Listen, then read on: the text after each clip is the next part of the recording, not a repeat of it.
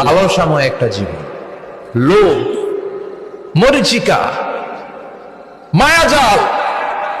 এই মায়াজালে আমরা আটকে আছি, ফলে মৃত্যুর কথা আমরা ভুলে গিয়েছি। পাগলের মতো ছুটছি, আরো টাকা লাগবে, আরো খ্যাতি লাগবে, আরো যশ লাগবে, আরো দাপট লাগবে। আমার এত টাকা দিয়ে কি হবে? এত সম্পদ দিয়ে কি হবে? এত ব্যস্ততা দিয়ে কি হবে? তোমার স্টপ, থামুন, অনেক হয়েছে। আম্মা থামুন, take a rest and think about death. Think that you have to go back to your Lord. একটু বসেন না, একটু ভাবেন যে আমাকে চলে যেতে হবে, চলে যেতে হবে। এই কোলাহল, এই ব্যস্ততা, এগুলো থাকবে, থাকবো না আমি। সাইয়েদনা ওমর ফারুক বলেছেন, মুতু ক্বাবলা আন তামুতু, মরার আগে একবার মরো।